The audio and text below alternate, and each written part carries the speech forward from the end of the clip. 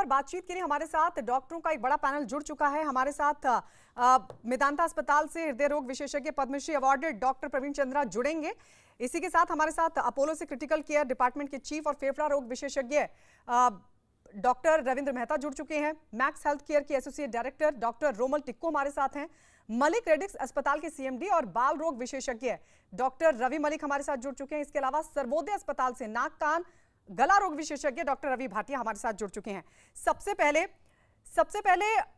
रविंद्र मेहता आपके पास आते हुए, क्योंकि दूसरी वेव क्या मान ली जाए अब पूरी तरीके से निकल चुकी है, और तीसरी वेव को लेकर जो अनुमान जाहिर किया जा रहा है, क्योंकि बहुत सारे लोग हैं जिनके मन में अब यही सवाल है, कई बार एक्सपर्ट्स की तरफ से भी ये कहा गया कि अब तीसरी वेव की तैयारी करनी होगी, तो क्या ये सिर्फ अनुमानित है या फिर मान लिया जाए कि तीसरी वेव भी आएगी? तो ये दूसरे वेव का जो सवाल है, अभी तक तो ये कहानी खत्म नहीं हुई है, क्योंकि अभी तक काफी parts of the country including जहां हम लोग हैं बैंगलोर में, अभी तक हमारा एक लॉकडाउन सा एक माहौल बना हुआ है। जब लॉकडाउन बना रहता है और केसेस गिरते हैं तो उस समय वो तो एक्सपेक्टेड है, किंतु जब ओपनिंग शुरू होगा उसके बाद बढ़ेगा कि नहीं तभी पता चलेगा। तो आई थिंक हम डाउन टर्न पर हैं, वो दूसरे वेव के ढलान पर हैं, और इस समय हमें यही है कि हम रिकवर कर रहे हैं। काफी सारी चीजें साथ साथ चल रही हैं। ये पैंडेमिक के साथ जैसे पहले गया था, ये फंगस का एपिडेमिक भी शुरू हो गया है, तो काफी सारी चीजें एक साथ चल रही है। और इसके बीच में क्योंकि इतना एक जबरदस्त एक हिट लगा, तीसरी वेव की बातें चल रही हैं, जो और दुनिया के हिस्सों से आ रहा है एक्सपीरियंस, तो वहां से आ रहा है, हमारे पास आने का अनुमान है। और जैसे दूसरे वेव में हमने जो भी शॉर्टकमिंग्स देखे, उन्हें ओवरकम करने के लिए तीसरे वेव के बारे में सोचना तो बहुत ही जरूरी है इस समय। जी, रोमल टिक्को आपके पास आते हुए, क्योंकि अब अनलॉक की प्रक्रिया शुरू हो चुकी है, तो इसलिए अब ये सवाल उठ रहा है कि क्या दूसरी वेव पूरी तरीके से अब जा चुकी है? क्योंकि अभी रविंद्र मेहता ने भी कहा कि हम ढलान पर जरूर हैं। अब अगर अनलॉक की प्रक्रिया शुरू होगी तो लोग बाहर भी निकलेंगे, और यह भी संभव है कि हो सकता है कि जो नियम अभी तक निभाते रहे घरों के अंदर बैठे रहे, लेकिन हो सकता है कि अब जब बाहर निकलेंगे तो वो नियम भी टूटेंगे। तो आपको लग रहा है, आपको लगता है कि अब दूसरी वेव निकल चुकी है और तैयारी अब तीसरी वेव की होनी चाहिए? और क्या ये अनुमानित है बस, या फिर ये तय है कि आएगी तीसरी वेव आपकी नजर में? देखिए, दूसरी वेव तो अभी पूरी तरह से खत्म हुई नहीं है। जैसे डॉक्टर साहब ने बताया है कि सदर्न स्टेट्स में, महाराष्ट्र में अभी भी 70% केसेस वहां से आ रहे हैं। नॉर्थ इंडिया में, दिल्ली, यूपी में अब केसेस कम हो गए हैं, बट डिक्लाइनिंग ट्रेंड का ये मतलब नहीं है कि खत्म हो गया है। ये वायरस अभी भी रहेगा यहाँ पर, साल, 1.5 साल, 2 साल, किसी को नहीं पता कब तक रहेगा। हमारा देश इतना बड़ा है, ये अप्स डाउन्स होती रहेंगी। कुछ शहरों में बढ़ेगा, कुछ स्टेट्स में बढ़ेगा, कहीं कम होगा, मगर इसका ये मतलब नहीं है कि हम सावधानी बंद कर दें। देखिए, हमने जो सीखा है सेकेंड वेव से, हम काफी कॉम्प्लेसेंट हो गए थे। हमने सोचा था खत्म हो गया है, रिस्ट्रिक्शंस बंद हो गई थी और काफी ज्यादा गैदरिंग्स वगैरह हो रही थी। वो हमें एक्सपीरियंस ये बताता है कि अब हमें सावधान रहना होगा आगे वाले समय में भी। अगर अभी केसेस कम है, इसका ये कोई गारंटी नहीं है कि आगे भी केसेस कम ही होंगे, कभी भी बढ़ सकता है। जैसे ये वायरस इवॉल्व हो रहा है, म्यूटेशन हो रही है, देखिए म्यूटेंट स्ट्रेन से क्या हो गया इस बार, कितनी जाने गई हैं, तो हमें सावधान रहना होगा। As far as third wave की बात है, वो किसी को नहीं पता है कब आएगी, आएगी नहीं आएगी, ये सब स्पेकुलेशन है। बट हाँ, हमें तैयार रहना होगा अपनी तरफ से। जो सेकेंड वेव में देखा गया कि बेड्स नहीं मिले, ऑक्सीजन नहीं मिला, दवाइयां नहीं मिली, क्योंकि बहुत सारे केसेस एक साथ बढ़ गए हैं। कोई भी हेल्थ केयर सिस्टम वर्ल्ड में नहीं कर सकता हैंडल इतने ज्यादा केसेस। हम किसी को ब्लेम नहीं कर सकते इसमें, मगर उसका एक ही तरीका है कि तैयार रहें। जैसे मुख्यमंत्री जी ने बताया है कि कमेटी बन रही है, पीडियाट्रिक टास्क फोर्स बन रहा है, एक्सपर्ट्स को बुलाया जा रहा है, एक्शन प्लान बनाया जा रहा है, या जीनोमिक सीक्वेंसिंग के लिए लैब शुरू कर दी गई हैं। ये तैयारियां जरूरी होनी चाहिए, क्योंकि आगे जाके अगर म्यूटेंट स्ट्रेन्स फिर से आ गए तो हम तैयार रहने चाहिए। नुकसान नहीं होना, जाने नहीं जानी चाहिए इसलिए क्योंकि बेड नहीं मिला, क्योंकि ऑक्सीजन नहीं मिला। तो और इसके साथ साथ हमें बाकी कोविड अप्रोप्रिएट बिहेवियर भी फॉलो करना होगा। ये कोई गारंटी नहीं है कि आगे जाके केसेस कम होंगी। मास्क पहनना बहुत जरूरी है, अभी भी लोग ढंग से मास्क नहीं लगाते हैं, और गैदरिंग्स अवॉइड करनी चाहिए। जितना आप घर से काम कर सकते हो उतना घर से काम कीजिए। अगर हमें नॉर्मल सी लानी है आगे वाले टाइम में, तो वैक्सीनेशन से लेके कोई भी हेजिटेंसी नहीं होनी चाहिए। जितना जल्दी हम चाहें, अभी थोड़ी शॉर्टेज है, बट आने वाले समय में बहुत ज्यादा वैक्सीन आएंगी। अभी 3 वैक्सीन हैं और 4-5 आने वाली अगले 5-6 महीने में। जितना हो सके, जो टारगेट है गवर्नमेंट का, 100 करोड़ लोगों को अगले 6 महीने में हमें इनॉकुलेट करना है, वो बहुत बड़ी बात है, बहुत एक रिकॉर्ड होगा वो एक तरह का। बट वो बहुत इंपॉर्टेंट है, क्योंकि अगर हमें इस बीमारी से बचना है, मोर्टेलिटी और कम करनी है, तो वैक्सीनेशन इज द की। उसको बहुत एग्रेसिवली करना होगा। जहां जहां पे छोटे शहरों, गाँव में जहां हेजिटेंसी है, लोग नहीं मान रहे, उन्हें समझाना होगा। एग्रेसिवली कैंपेन्स करने होंगे, अवेयरनेस कैंपेन्स होंगे, कॉन्फिडेंस में लोगों को लेना होगा। अभी the need of the hour is to do that create more infrastructure और वैक्सीनेशन को बढ़ावा देना चाहिए। कब आएगी थर्ड वेव, कब नहीं आएगी, वो किसी को नहीं पता, बट अगर आई तो हम तैयार होने चाहिए उसको हैंडल करने के लिए। इस वक्त हमारे साथ मेदांता हॉस्पिटल से डॉक्टर प्रवीण चंद्रा भी जुड़ चुके हैं। प्रवीण चंद्रा, मैं आप ही के पास आ रही हूँ।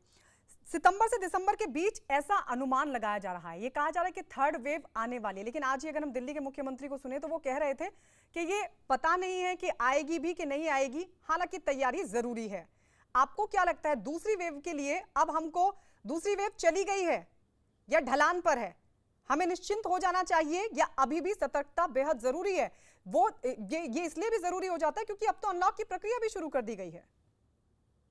ओके, सो ये सारे इम्पोर्टेंट सवाल हैं जो सबके दिमाग में है इस टाइम पे। जैसा कि आप भी पूछ रही हैं कि क्या ये सेकेंड वेव ख़त्म हो गई या कि अभी कुछ बची हुई है, और क्या थर्ड वेव आएगी कि नहीं आएगी। और आपने अभी ये कहा कि हमारे जो कुछ लोग, ये चीफ मिनिस्टर भी कह रहे हैं कि शायद थर्ड वेव नहीं आएगी।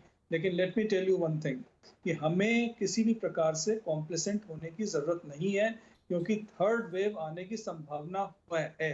क्यों हम ऐसा कह रहे हैं?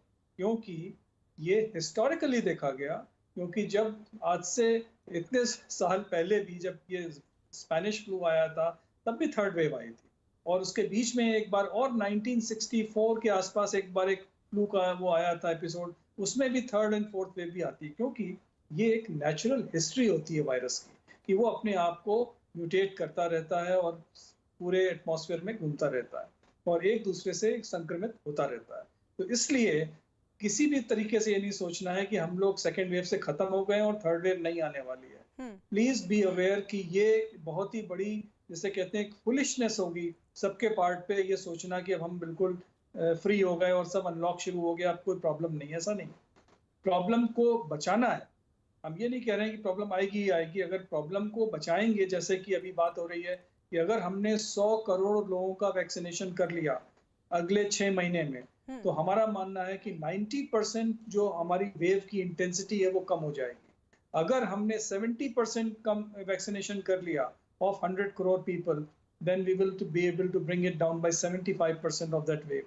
बट अभी जो हमारी प्रेजेंट स्टेट ऑफ वैक्सीनेशन है, जो कि अब करीब 25 से 28 लाख पर डे है, उसके हिसाब से हम लोग इस थर्ड वेव को बिल्कुल खत्म करना मुश्किल ही समझना चाहिए, बहुत ही असंभव होगा। तो इसलिए जब तक ये नहीं हो पा रहा, जो हमारे हाथ में है वो करना है कि हमें मास्किंग कंप्लीट रखनी है और अपने आप को सोशल डिस्टेंसिंग मेंटेन रखनी है, पब्लिक फंक्शंस नहीं अटेंड करने हैं, शादियां वादियों से अवॉइड करें। ये बड़ी इंपॉर्टेंट बातें हैं जो कि सबको जानना बहुत ज़रूरी है। As far as the second wave, it is not finished, it is coming down. We are happy that it is coming down very fast, but अभी ख़त्म नहीं हुई है। सो प्लीज़ अब इस बात को ये मत समझिए कि हम बिल्कुल फ्री हो गए। जी, डॉक्टर रवि मलिक, मैं आपके पास आऊं उससे पहले डॉक्टर रवि भाटिया के पास चलते हैं। डॉक्टर रवि भाटिया, क्योंकि अनलॉक की प्रक्रिया शुरू हो गई है, लेकिन अगर दूसरी वेव भी पूरी तरीके से नहीं गई है, तो आपको क्या लगता है, क्या हमने कुछ जल्दबाजी कर दी है? नहीं मैम, अभी पूरी तरह से अनलॉक हम लोग, आई डोंट थिंक कि सारी जो स्टेट गवर्नमेंट्स हैं, वैसे तो इंडिया अपने आप में बहुत बड़ा कंट्री है और हर जगह के डेमोग्राफिक पैटर्न जो हैं बीमारी के, कहीं पे वायरस लोड अभी भी एक्टिव है और मोस्टली काफ़ी सारी जगहों में वायरल लोड काफ़ी कम होता जा रहा है। तो आई डोंट थिंक कि हमने अभी कोई जल्दबाजी की है। बहुत ग्रेडेड रिस्पॉन्सेज देखने को मिल रहे हैं। मैं फरीदाबाद हरियाणा से हूँ, तो मैं देख रहा हूँ कि हमारी स्टेट गवर्नमेंट बहुत कॉशियसली स्टेप उठा रही है। बट हाँ, ये ज़रूरी है कि नॉर्मलसी भी रिज्यूम करनी है और एपिडेमोलॉजिस्ट के रिपोर्ट्स के अकॉर्डिंगली ही एक्ट हो रहा है। तो I think it is a very relevant कि हम लोग धीरे धीरे अनलॉक की प्रक्रिया में जाएं। बट हाँ, ये भी जरूरी है कि जैसे कि मेरे पहले वाले डॉक्टर साहब ने कहा कि हमें एक कोविड रिलेटेड माइंडसेट में ही रहना पड़ेगा अगले कुछ वर्षों तक, जब तक हम completely society as a vaccinate नहीं हो जाते। हम कभी भी ढिलाई नहीं बरत सकते। सेकेंड वेव आने का एक बहुत बड़ा कारण म्यूटेशन था, लेकिन एक बहुत बड़ा एक कारण ये भी था कि हम लोग ने, सब लोगों ने, सोसाइटी एज ए होल ये मान लिया था कि अब कोविड खत्म हो गया है। तो वो गलती अगर हम दोबारा से रिपीट करेंगे तो डेफिनेटली थर्ड वेव भी कहीं ना कहीं इनएविटेबल होगी। लेकिन डेफिनेटली सेकेंड वेव की सिवियरिटी और इंटेंसिटी ने हमें ये हमेशा याद दिलाएगा। और आई डोंट थिंक कि पब्लिक एट लार्ज हमारे कंट्री की अब बहुत जल्दी अपने गार्ड्स को कम करेगी। और गवर्नमेंट भी पहले वाली गलती को अब दोबारा नहीं दोहराएगी और पब्लिक फंक्शंस और सारी चीज़ों में और स्कूल एक्टिविटीज़ में हम जैसे देख रहे हैं कि एग्जाम्स कैंसिल हो गए। तो आई थिंक कि अभी अनलॉक कंप्लीट नहीं हुआ है, ये ग्रेडेड अनलॉक है और